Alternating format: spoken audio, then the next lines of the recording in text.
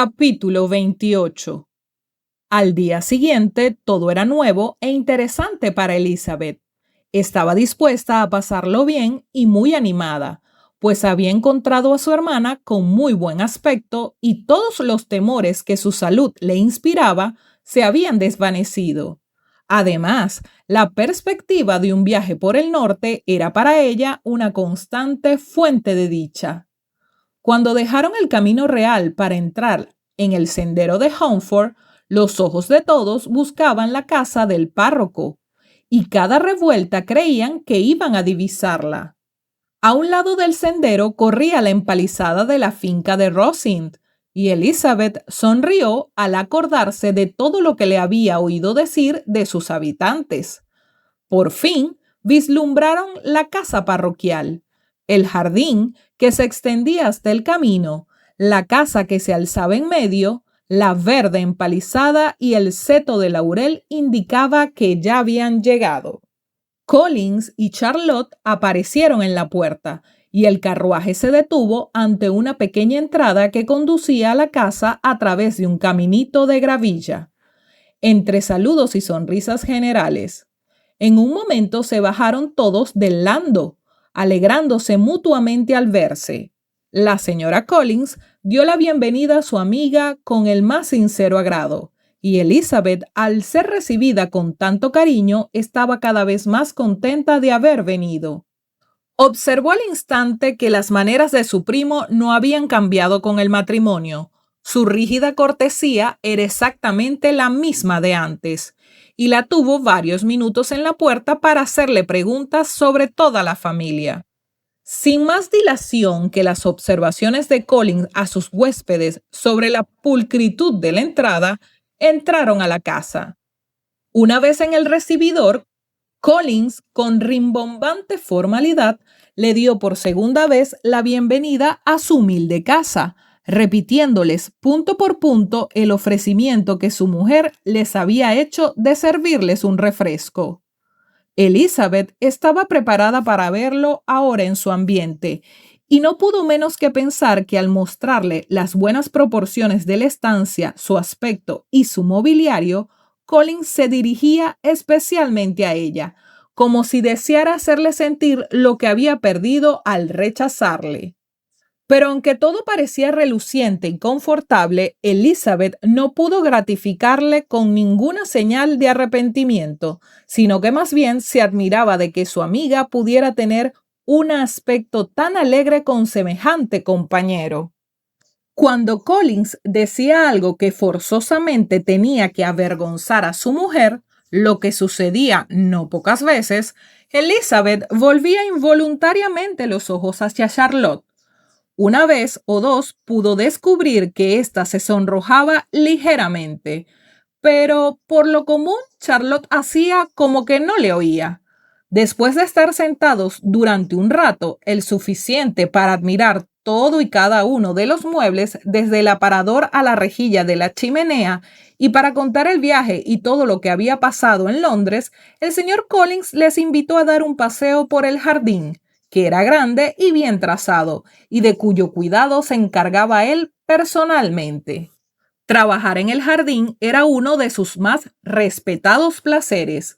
Elizabeth admiró la seriedad con la que Charlotte hablaba de lo saludable que era para Collins y confesó que ella misma lo animaba a hacerlo, siempre que le fuera posible, guiándoles a través de todas las sendas y recovecos y sin dejarles apenas tiempo de expresar las alabanzas que les exigía. Les fue señalando todas las vistas con una minuciosidad que estaba por encima de su belleza. Enumeraba los campos que se divisaban en todas las direcciones y decía cuántos árboles había en cada uno. Pero de todas las vistas de las que su jardín o la campiña o todo el reino podía enardecerse, no había otra que pudiese compararse a la de Rosings, que se descubría a través de un claro de los árboles que limitaban la finca en la parte opuesta a la fachada de su casa. La mansión era bonita, moderna y estaba muy bien situada en una elevación del terreno. Desde el jardín, Collins hubiese querido llevarles a recorrer sus dos praderas, pero las señoras no iban calzadas a propósito para andar por la hierba aún helada y desistieron. Sir William fue el único que le acompañó. Charlotte volvió a la casa con su hermana y Elizabeth, sumamente contenta probablemente por poder mostrársela sin la ayuda de su marido. Era pequeña pero bien distribuida. Todo estaba arreglado con orden y limpieza, mérito que Elizabeth atribuyó a Charlotte.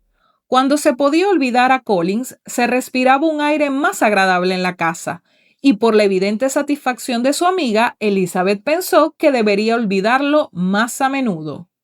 Ya le habían dicho que Lady Catherine estaba todavía en el campo. Se volvió a hablar de ellas mientras cenaban y Collins, sumándose a la conversación, dijo: Sí, Elizabeth, tendrá usted el honor de ver a Lady Catherine de Bourgh el próximo domingo en la iglesia, y no necesito decirle lo que le va a encantar. Es toda afabilidad y condescendencia, y no dudo que la honrará dirigiéndole la palabra en cuanto termine el oficio religioso. Casi no dudo tampoco de que usted y mi cuñada María serán incluidas en todas las invitaciones con que nos honre durante la estancia de ustedes aquí. Su actitud para con mi querida Charlotte es amabilísima. Comeremos en Rosings 2 veces a la semana y nunca consiente que volvamos a pie. Siempre pide su carruaje para que nos lleve, mejor dicho, uno de sus carruajes, porque tiene varios.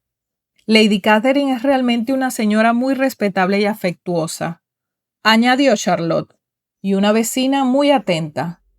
Muy cierto, querida, es exactamente lo que yo digo. Es una mujer a la que nunca se puede considerar con bastante deferencia.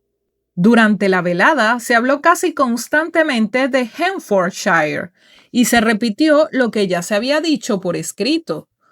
Al retirarse Elizabeth en la soledad de su aposento, meditó sobre el bienestar de Charlotte y sobre su habilidad y discreción en sacar partido y sobrellevar a su esposo, reconociendo que lo hacía muy bien. Pensó también en cómo transcurriría su visita, a qué se dedicarían, en las fastidiosas interrupciones de Collins y en lo que se iba a divertir tratando con la familia de Rosings. Su viva imaginación lo planeó todo enseguida. Al día siguiente, a eso de las 12, estaba en su cuarto preparándose para salir a dar un paseo, cuando oyó abajo un repentino ruido que pareció que se sembraba la confusión en toda la casa. Escuchó un momento y advirtió que alguien subía la escalera apresuradamente y la llamaba a voces. Abrió la puerta y en el corredor se encontró con María, agitadísima y sin aliento, que exclamó: Oh, Elizabeth, querida, date prisa, baja al comedor y verás, no puedo decirte lo que es. Corre, corre, ven enseguida. En vano preguntó Elizabeth lo que pasaba. María no quiso decirle más. Ambas acudieron al comedor cuyas ventanas daban al camino para ver la maravilla. Esta consistía sencillamente en dos señoras que estaban paradas en la puerta del jardín en un faeteón bajo. ¿Y eso es todo?, exclamó Elizabeth. Esperaba por lo menos que los puercos hubiesen invadido el jardín y no veo más que a Lady Catherine y a su hija. Oh, querida, repuso María, extrañadísima por la equivocación. No es Lady Catherine. La mayor es la señora Jenkinson, que vive con ellas. La otra es la señorita de Bourgh. Mírala bien, es una criaturita. ¿Quién habría creído que era tan pequeña y tan delgada? Es una grosería tener a Charlotte en la puerta con el viento que hace. ¿Por qué no entra esa señorita? Charlotte dice que casi nunca lo hace. Sería el mayor de los favores que la señorita de Bourgh entrase en la casa. Me gusta mucho su aspecto, dijo Elizabeth pensando en otras cosas. Parece enferma y malhumorada. Sí, es la mujer apropiada para él. Le va mucho. Collins y su esposa conversaban con las dos señoras en la verja del jardín, y Elizabeth se divertía de lo lindo viendo a Sir William en la pequeña entrada, sumido en la contemplación de la grandeza que tenía ante sí y haciendo una reverencia cada vez que la señorita de Bourgh dirigía la mirada hacia donde él estaba. Agotada la conversación, las señoras siguieron su camino y los demás entraron a la casa. Collins, en cuanto vio a las dos muchachas, las felicitó por la suerte que habían tenido. Dicha suerte, según aclaró Charlotte, era que estaban todos invitados a cenar en Rosin al día siguiente.